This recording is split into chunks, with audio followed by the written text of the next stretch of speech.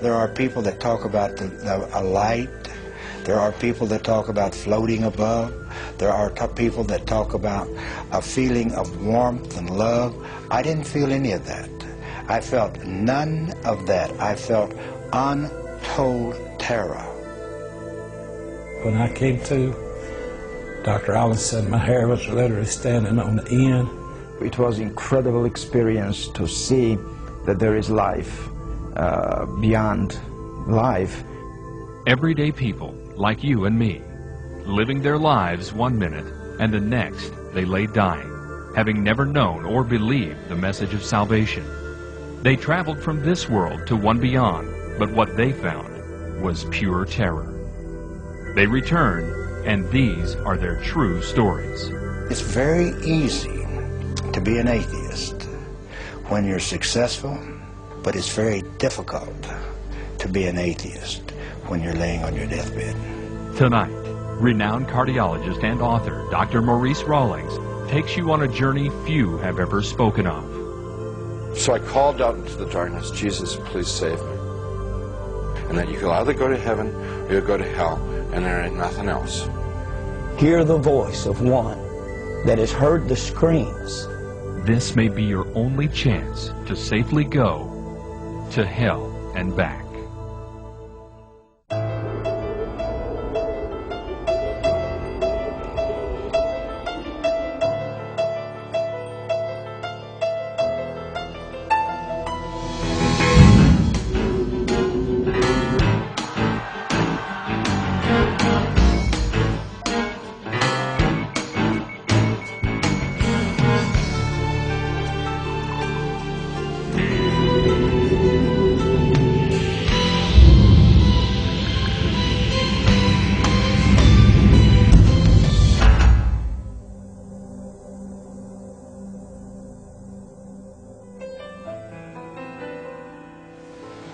This is an experiment on life after death. All through history, man has predicted life after death. All Bibles are based on life after death, all religions. But where are they? Who's come back to show us there's life after death?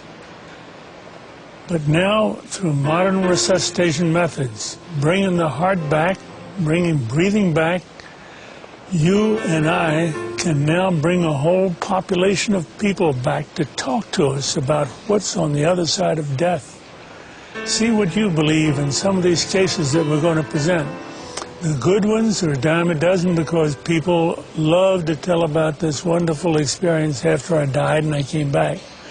The hell experiences are embarrassing. It's an F on the report card, a slap in the face. But we have some cases we're going to present tonight that tell you about their own hell experiences so that you won't go where they went. Now, what all this is based upon is teaching you, which we will later in the program, how to restart the heart, restart breathing on someone who has recently clinically died. Notice that death is reversible. You have 4 minutes survival time of the brain cells without blood flow before rigor mortis sets in, true death sets in, where resurrection is required. Something man can't do. We can do resuscitation, something God has permitted us to do. And how many hell experiences have had salvation on the floor, conversion on the floor, and only remember the good experiences to report? Such was not the case in Ronald Reagan. He had his little boy with him who was going to a 7-Eleven store and got in an argument.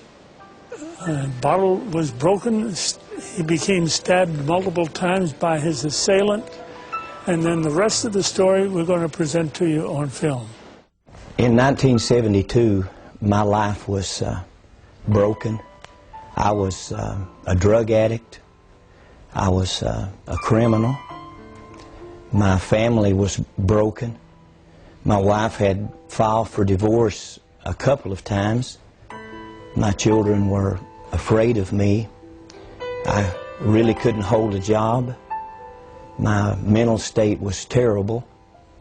And it was in that frame of life that I took my 6-year-old son one night and went down to a little market going inside to purchase some things.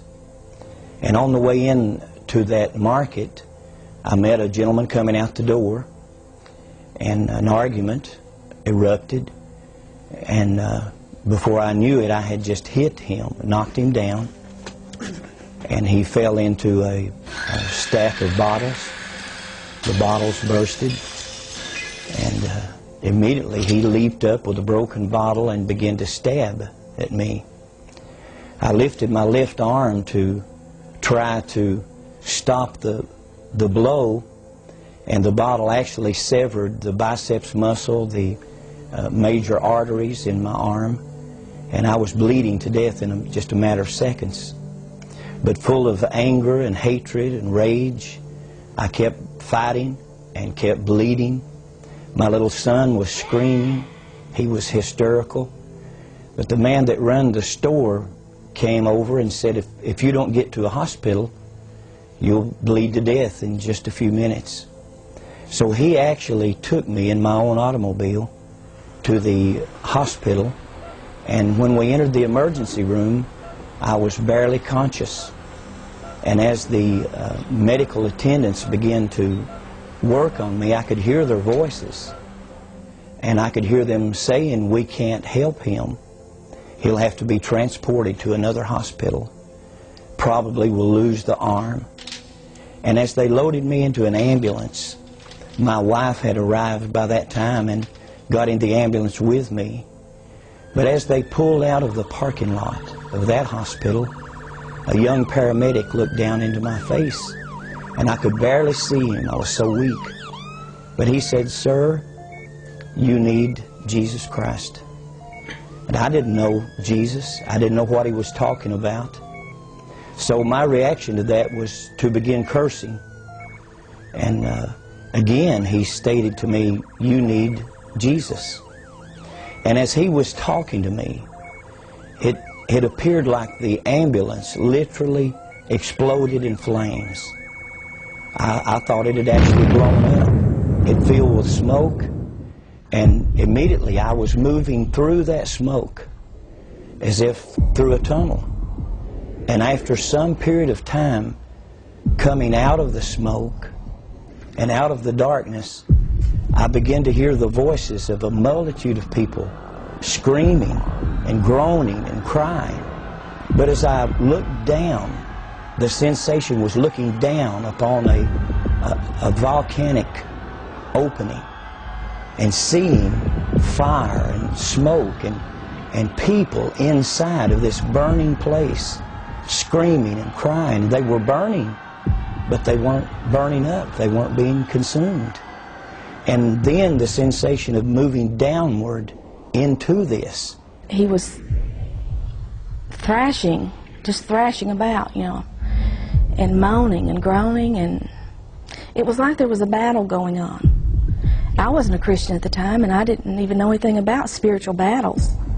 But it was scary to me in the fact that I could feel it. I could feel it was like light and darkness. It was like he was fighting against something. And I didn't know what, but now I know, you know, he was seeing the vision of hell. But the most terrible part of it, I began to recognize many of the people that I was seeing in these flames, as if a close-up lens on a camera was bringing their faces close to me. I could see their features and see the agony and the pain and the frustration. And a number of them began to call my name and said, "Ronnie, don't come to this place. There's no way out. There's no escape. If you come here, there's no way out." And I looked into the faces of one that had died in a robbery attempt, who had been shot to death and bled to death on the sidewalk. And I looked in the face of two others that had died drunk in an automobile accident. And I looked into the face of others that had died of drug overdoses, that we had partied together, and the agony and the pain.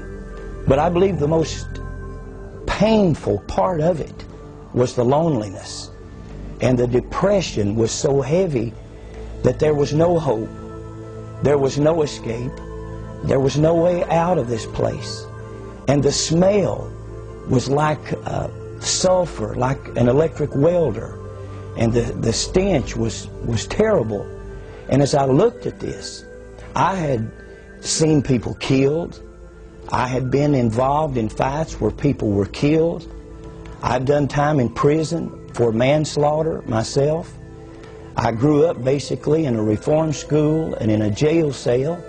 I was beat on mercifully as a child by a father that had temper problems and alcohol problems. I was a runaway at 12 years old, and I felt like there was nothing in this world that could frighten me. My life was wrecked, my marriage was wrecked, my health was wrecked, but now I'm seeing something